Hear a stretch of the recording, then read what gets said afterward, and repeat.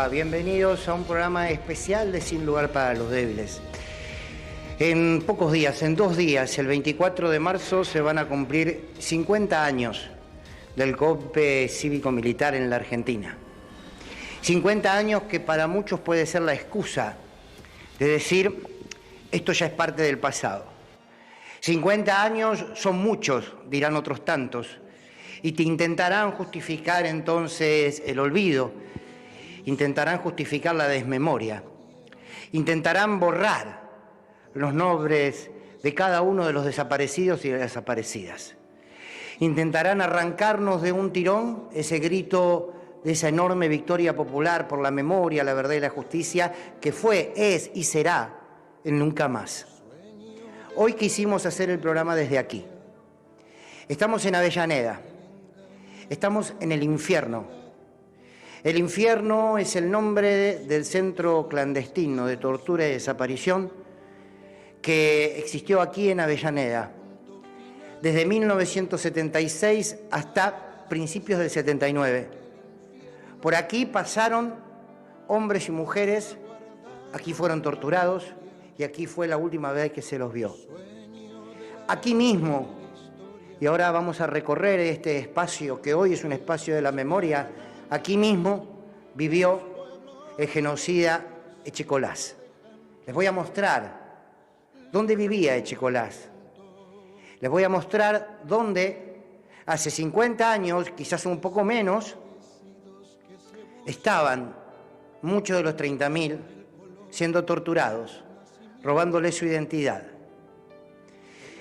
Es casi innecesario, dirán algunos, estar explicando por qué vamos a seguir reclamando por justicia, reclamando aparición con vida. ¿Por qué vamos a seguir diciéndoles genocidas a aquellos que precisamente se arrebataron la vida de tantos que aún no nos dicen dónde están, pero que además les robaron a sus hijos? Bebés, hoy adultos, que aún no saben su identidad. Cada día en el que no sepamos dónde están los 30.000 detenidos desaparecidos y dónde están los centenares de nietos y de nietas que aún no saben su identidad, cada día que ellos guardan silencio están cometiendo un delito. Por eso los delitos de lesa humanidad no prescriben. No prescriben porque aún tienen mucho para decir y en 50 años no lo dijeron, difícilmente lo hagan. Estamos en un lugar que al recorrerlo uno no puede dejar de pensar en los nombres que por aquí pasaron. Chicos y chicas de 15, 16 y 17 años, de mayor edad también, por supuesto. Y nosotros tenemos que seguir haciendo el ejercicio de la memoria, porque nosotros, nosotras, el campo nacional y popular, no somos pasado. Como muchos quieren decir, no son parte del pasado, nosotros somos memoria. Y la memoria no es solamente la posibilidad de recordar, sino es una actitud frente a la vida, es un ejercicio cotidiano. A partir de la memoria, somos hoy en el presente aquello que somos. Yo les voy a mostrar cada uno de estos rincones, muy oscuros, muy oscuros. Insisto, rincones en donde se vivió, se sintió y se escucharon los gritos del dolor, de la desesperación. Y aún hoy, 50 años después, los responsables nos dan respuesta. Hace mucho tiempo, viendo el compromiso y la militancia de Tati Almeida, de Norita Cortiñas, que hoy cumpliría años, siempre cumple años Nora, en cada uno de los que mantenemos viva la memoria. Después de haber visto a Estela, después de haberla visto a Eve, uno entendió que la lucha es un largo camino. Y que este 24 vamos a volver a decir nunca más, porque los que simpatizan ideológicamente con la dictadura hoy gobiernan. Los que quieren llevar adelante, y de hecho lo están llevando, la política económica que aplicó Martínez Dios y que para eso había que torturar y desaparecer y matar, es la misma que están aplicando hoy. Porque tenemos una vicepresidenta de la Nación que de alguna manera reivindica lo que ellos llaman la guerra sucia, Quizás muchos de ustedes en algún momento dijeron, bueno, la lucha del nunca más, ya está. Ya es una lucha ganada. Sin embargo, apareció el negacionismo, apareció un Macri, apareció un Lo Pérfido, apareció tantos y tantos. ¿Para qué? Para destruirnos la memoria. ¿Para qué? Para arrancar páginas de los libros de historia. ¿Para qué? Para decirnos que nosotros no tenemos identidad. Pero no pudieron y no van a poder. Pero el ejercicio de la memoria tiene que ser constante, porque tenemos el desafío de transmitir esa memoria, de transmitir esa verdad, de transmitir el deseo de luchar por la justicia a las generaciones que vienen. Las generaciones, los más jóvenes, no pueden desconocer lo que pasó en la Argentina y no pueden no abrazar la causa de la democracia y la causa, al fin y al cabo, de la vida, porque la lucha de las madres y de las abuelas y de los hijos y de los nietos es una lucha por la vida. Quiero que me acompañen a recorrer, insisto, el infierno. Así se lo llamó. La brigada de la policía de Lanús tenía sede acá, en Avellaneda. Por aquí pasaron centenares. Les voy mostrando dónde los tenían encerrados.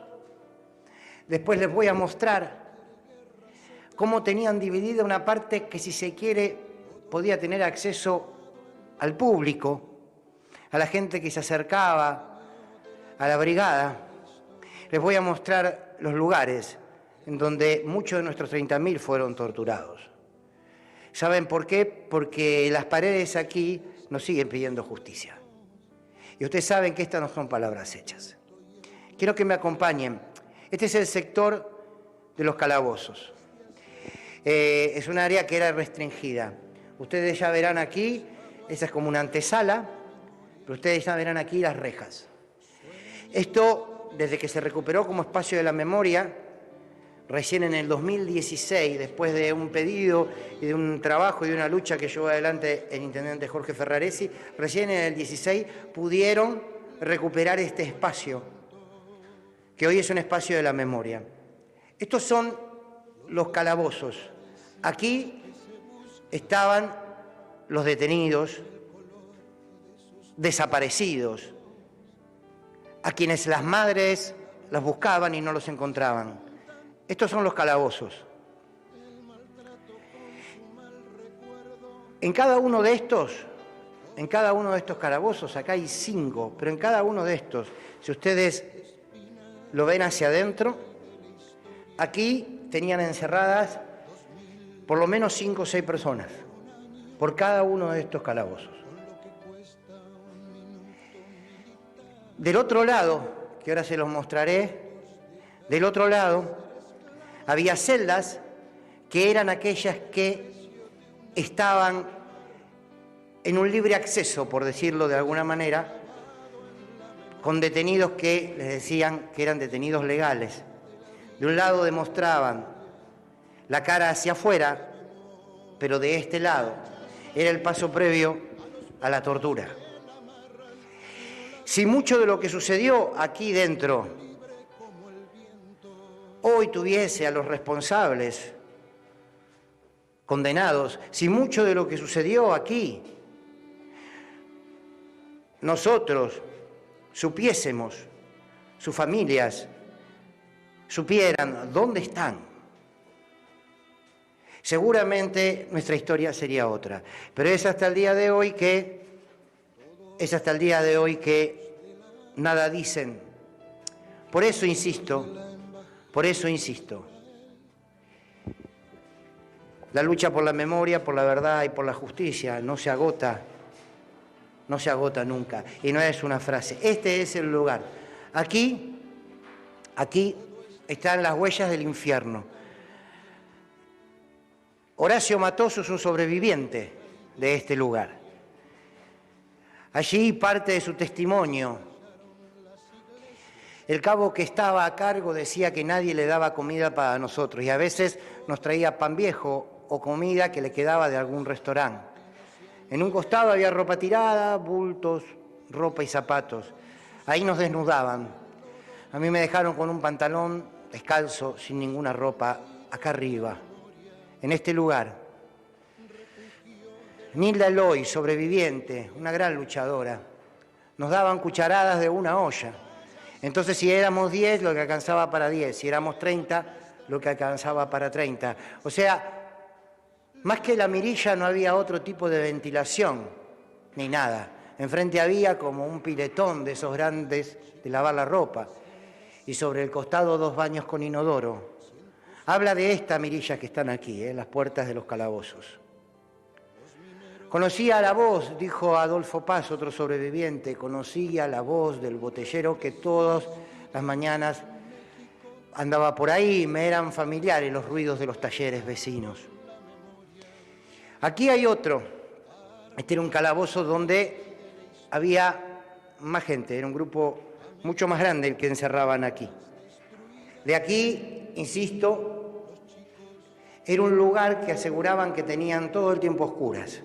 Por eso aquí, en este espacio que es espacio de la memoria, se lo mantiene a oscuras. Aquí había hacinados, muchísimos detenidos que hoy están desaparecidos. Es increíble que todavía a 50 años uno tenga que ir sosteniendo una discusión permanente de por qué el grito de nunca más. Es increíble que todavía haya que responderle a mucha gente de este gobierno que hablan simplemente de excesos. Hubo excesos. No, miren, en la dictadura no hubo excesos. En la dictadura se planificó esto. Esto que sucedió en nuestro país. Los vuelos de la muerte, las torturas, las bendiciones de un sector de la iglesia, el robo de bebés. Fue una planificación. Como fue planificado el plan económico que llevaron adelante, el plan económico de Martínez de Oz, el plan económico que hoy sufrimos, las mismas consecuencias, secuestrar, desaparecer, asesinar, para aplicar una política económica de desindustrialización, de desempleo, de falta de libertades, de censura. Lo mismo que vivimos hoy, claro, en democracia. En democracia. Esta es la otra zona. Esta es otra zona de calabozo que quiero marcarles la diferencia. Estaba esta puerta y después van a ver que tiene otra salida, ¿no? ¿Por qué es esta la otra salida? ¿Por qué? Porque de aquí hacia este lado eran las celdas que estaban, de alguna manera, digámoslo, legitimadas por la brigada. O sea, si había personas detenidas en la legalidad, estaban aquí. Estaban aquí. Entonces, si alguien quería venir a visitar a un preso, venía y lo traían aquí. La otra parte que les mostré antes estaba oculta. Es donde estaban los que habían secuestrado y no sabía su paradero. Fíjense los medios de comunicación, algunos de los medios de comunicación en esta época. Abatióse a 8 sediciosos, terroristas asesinaron a tiros a 2 policías, cayeron 16 sediciosos en diversos encuentros, en San Justo murió un soldado que fue atacado por una pareja de terroristas. Se dijo, bueno, acá son cuestiones del orden económica, en Avellaneda fueron abatidos 5 sediciosos. Esta era la manera, ¿no? Cayeron, 16 sediciosos, esto era la prensa. Esta era la manera, ¿no? Cayeron sediciosos, eran terroristas, nada se decía de lo que sucedía aquí adentro. Aquí, como uno de los tantos centros clandestinos de desaparición y tortura. Ultimaron ayer a 17 extremistas, mataron a otros 17 subversivos, mataron a otros 6 sediciosos. Bien, esta era la manera en que se cubría, ¿no? Era muertes, asesinatos de sediciosos, todo era una cuestión de que había grupos que violentaban. Y quiero dar un dato, que algunos que han intentado escribir la historia lo han manipulado mucho. El 24 de marzo de 76, cuando se da el golpe, las guerrillas estaban casi terminadas, estaban casi destruidas.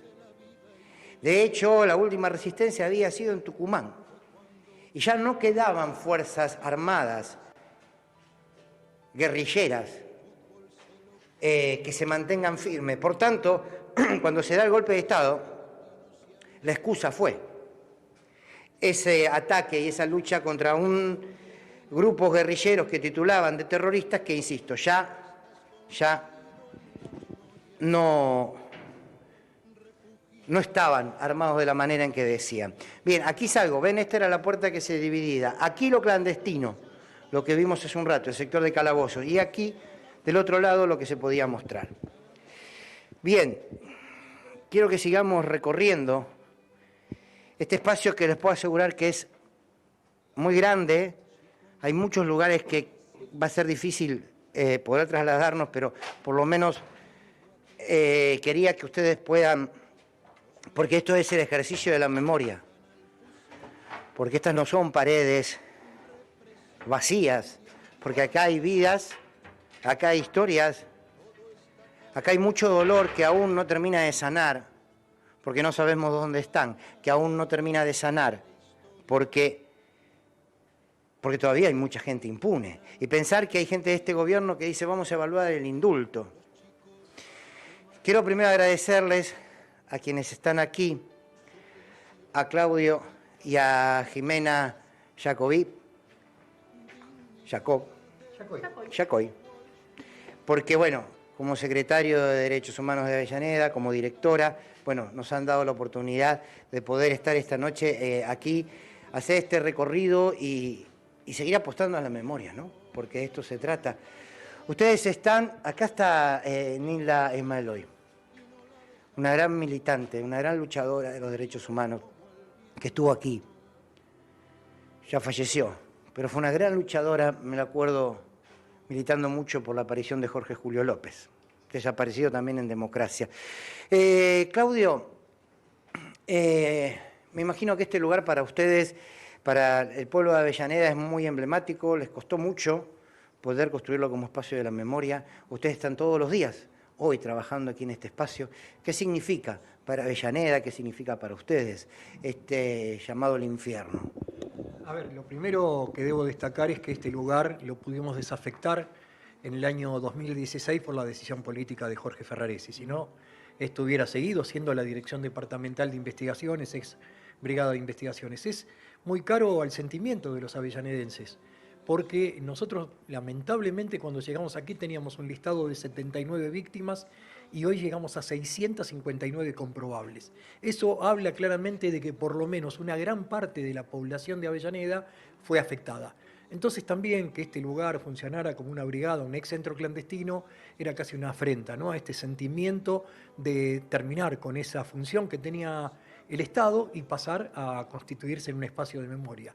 Así que para nosotros, digo, hoy estamos cumpliendo ya 10 años de esa desafectación y sigue mostrando como una de las huellas del horror incontrastable, porque aquí nadie que pueda recorrer este lugar va a poner en duda esta lógica negacionista y a veces reivindicatoria del Estado Nacional, ¿no?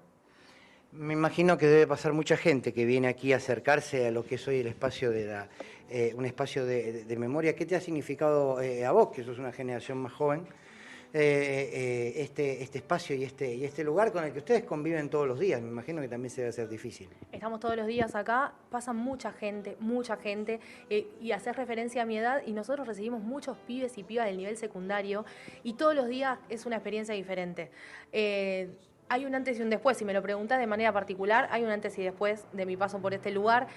Cada guiada, te digo, cuenta algo diferente. Y pasando los 50 años que estamos prontos a cumplir, siguen sucediéndose cosas por primera vez. Uno cree que respecto de este tema está todo dicho, está todo contado, está todo descubierto, y no es así. Entonces, nada, eso es lo gratificante, poder a veces, a partir de las investigaciones, a partir de los recorridos guiados, a partir de las actividades y la construcción de memoria colectiva permanentemente, poder seguir encontrando respuestas a un montón de preguntas. Si les parece, vamos a seguir caminando y ustedes me van mostrando. Hay lugares que me parece que a uno no dejan de marcarles y de hablarles, ¿no? Más allá, perdonen que voy primero, pero sí. Porque, me imagino que vos que sos más joven, ¿qué te pasa? A mí me impactó mucho la primera vez que vi ahí los calabozos. Imaginar que ahí, vos me lo contabas hace un rato, seguramente hubo una de las chicas que tenía 15, 16 años cuando 16 años, Marita Quintana, María Teresa Quintana. Ella 16, su compañero de 15, Ricardo Monteiro, que pasaron por este lugar en una camada previa a la dictadura, ¿sí? Pasaron en el año 75 por este lugar, después fueron vueltos a desaparecer en el año 76. Pero en el año 75 fueron secuestrados, traídos a este lugar, torturados muchísimo, y puestos en libertad, ¿no? Ellos continuaron su militancia y después fueron vueltos a desaparecer. Pero nada, 15 y 16 años. Vamos por aquí. Aquí hay una sala, Claudio, que vos me habías contado, tiene imágenes esta sala, de alguien que quizás es desconocido para muchos. Pasemos, si te parece. Porque, a ver, contanos qué hay acá, las figuras que aparecen, los rostros. En principio, la verdad que me parece muy acertado venir aquí porque este lugar tuvo dos nombres. Uno fue el ex infierno, que se lo coloca Echecolás, un ultracatólico, que decía que al subversivo lo único que le quedaba era el infierno, y también se lo conoce como Banco de Londres, porque era el lugar donde la policía de la provincia de Buenos Aires más dinero recaudaba fruto del secuestro extorsivo. Entre ellos, en el año 73, 74, 75, había un oficial principal de apellido Castillo, Horacio Luis Castillo, que cumplió funciones hasta aquí en el año 76, y en febrero, marzo del 76 es trasladado al ex Pozo de Banfield, donde allí junto a Trevisan Ferranti adquiere el cargo de, diría yo, director de la División de Delitos Económicos. Esta persona que estamos viendo ahí. Esa persona que estamos viendo ahí. Esa persona, quiero graficarlo de manera brutal. Bueno, tengan en cuenta que este hombre estuvo oculto, impune, durante más de 44 años. Era oficial de la policía de la provincia de Buenos Aires, es trasladado al Pozo de Banfield desde marzo de 1976 a noviembre del mismo año, o casualidad, en septiembre del año 76 se produce la desaparición de los chicos de la Noche de los Lápices. En el año 2021 viene Mercedes Alvariño Blanco, una víctima que había tenido que emigrar a España. Bueno, yo soy abogado, soy querellante en los juicios de lesa humanidad, la represento, hacemos la denuncia, nos querella por una cifra de 8 millones de pesos, porque decía que se sentía deshonrado. Lo hago muy breve, finalmente lo imputan, lo elevan a juicio, terminamos condenándolo el 26 de marzo del año 2024, ya no solamente por el caso de Mercedes Alvariño Blanco, sino por la desaparición, tortura, exterminio y el ser el agresor sexual de María Clara Ciocchini y Claudia Falcone, y terminó condenado por 64 víctimas. Pero qué casualidad, ¿no? Este hombre, la gran particularidad es que mientras ejercía aquí, uno de los hermanos Iacarino, un grupo empresarial muy poderoso al que desafectan por miles de millones de dólares, lo denuncia como que era el que lo torturaba para sacarle el dinero. Este aquí que era el director del Colegio San Diego, uno de los colegios de élite de la localidad de Wilde. ¿Qué tiene de paradójico? Que torturaba chicos de la misma edad que aquellos a los que se suponía que educaba. Bien, sí, es un rostro que quizás no se conoce tanto. Por eso es importante, ahí lo veo a Pérez Esquivel, lo vi a Regina Juez Rosansky, sí, que hizo tanto hizo precisamente para que se lleven adelante los juicios por la verdad, ¿no? Si no me equivoco, creo que el juez Rosansky fue el primero que habló de genocidio en un fallo. Sí, el que ¿no? dice que el único lugar para un genocida es la cárcel. Lamentablemente en el día de hoy, con esta justicia, los tenemos a todos en prisión domiciliaria. Bien, vamos a seguir recorriendo. Ahora les voy a proponer lo siguiente, porque ahora les voy a mostrar dónde vivía Echecolás. Hay algo que es tan perturbador, tan macabro, tan monstruoso, y el único que lo hizo no fue Echecolás. en la ESMA también, en la ex ESMA también. Muchos de los que de alguna manera llevaban adelante los centros de detención clandestina y de tortura vivían en el mismo lugar. Una monstruosidad. Después de este informe que quiero que vean, que les propongo que vean, les voy a mostrar. La casa de Checolás vivía acá arriba, abajo torturaban, abajo asesinaban a muchos, a otros se los llevaban. Él vivía arriba. Mientras tanto, hay dirigentes políticos, nuestro gobierno, dirigentes de nuestro gobierno que en plena democracia siguen negando lo que sucedió. Negar a los 30.000, decir que es una guerra. Escuchémoslo, porque parte de la memoria es saber quiénes también en este presente quieren encubrir lo que sucedió ya a 50 años.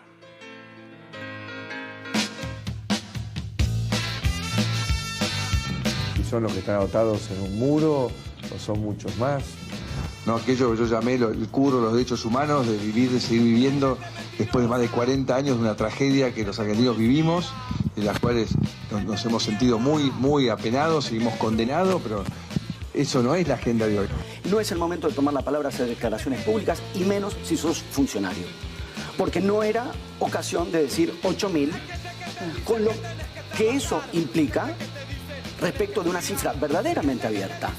Porque sí, la cifra, un segundito, porque la cifra de 30.000 no solo es abierta en sentido más fuerte de la noción de una cifra abierta, es una interpelación al Estado, es una exigencia de respuesta. No fueron 30.000 y lo dice tu propio gobierno. Pero no, si fueron 30.000 detenidos desaparecidos en el año 79, desclasificado del Departamento de Estado, ya reconocía el ejército argentino 22.000 detenidos desaparecidos. En el Parque de la Memoria hay 8.751 Vos trajiste la discusión del pasado, tendríamos que estar mirando hacia adelante. Y vos trajiste la discusión del pasado. Deje de hacer carancheo con los desaparecidos. No, vos hacés carancheo cuando hiciste carancheo con los soldados muertos en Bariloche. Deje de usar a los desaparecidos, diga la verdad. Por otra parte, nosotros valoramos la visión de memoria, verdad y justicia. Empecemos por la verdad.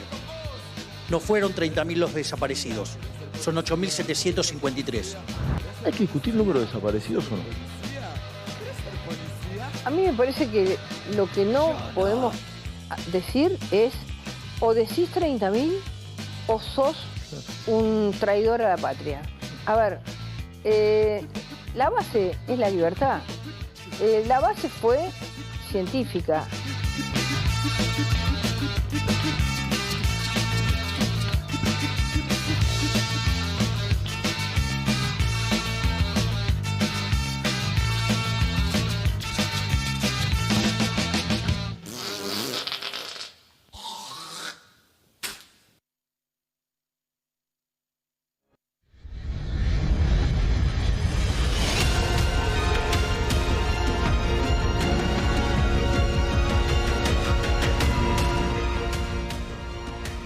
Bueno, acá estoy como... qué increíble, ¿no? Escuchar lo que estamos escuchando, ¿no? Discutir un número. Son 30.000, pero además de eso, poder discutir el número para, en el fondo, ocultar lo que ha sucedido. Estamos subiendo a lo que era la casa de Checolás. Si se quiere, uno de los más notables, no sé si es la palabra, uno de los genocidas más monstruosos, el que entre otras cosas... Por supuesto que murió condenado, pero fue precisamente Jorge Julio López quien testificó contra Checolás. Y luego Jorge Julio López desaparece. Checolás fue, si se quiere, qué sé yo, pienso también en Astiz, pienso en tanto monstruo, pero Checolás fue uno de ellos. Vivía aquí. Mire, son 10 escalones de diferencia, 10 escalones de diferencia. A ese pasillo que luego nos lleva a los calabozos, pero aún más corto es el lugar que lo lleva a la sala de tortura, que después los vamos a recorrer, porque insisto, tenemos que poder poner en imagen, por eso se recuperaron estos espacios y se transformaron en espacios de la memoria. Claro que causa angustia estar aquí, claro que causa dolor, claro que se te eriza la piel, pero la lucha es por las generaciones que vienen. Nosotros tenemos que educar en la memoria, me parece, en la justicia y en la verdad. Bueno, aquí vivía Checolás. Creo que por allí estaba su dormitorio principal. A ver si me acompañan ustedes. Sí. Sí. El departamento de la planta alta, ese era el dormitorio. A ver, acá estaba, hoy en día es una oficina de trabajo de este espacio que es un espacio de la memoria, un espacio que se recuperó, pero aquí es donde dormía Echecolás. Insisto, qué perversidad, qué macabro resulta todo. Y aquí abajo se torturaba. Hoy se ha recuperado este espacio. Había otro cuarto más para hacia aquel lado, ¿no? Bueno, acá está el baño. Acá vivía. Esto está refaccionado, por supuesto, ¿no? Este era otro. Allá está la cocina. Allá está la cocina. Acá abajo está las salas de tortura. Acá abajo, ¿eh? No a unas cuadras, no. Acá abajo. Bien. Todo lo que ven por aquí, que hoy, insisto, está recuperado como espacio de la memoria, es la casa. Este era otro dormitorio más, ¿no? Hoy también hecho oficina. Bueno.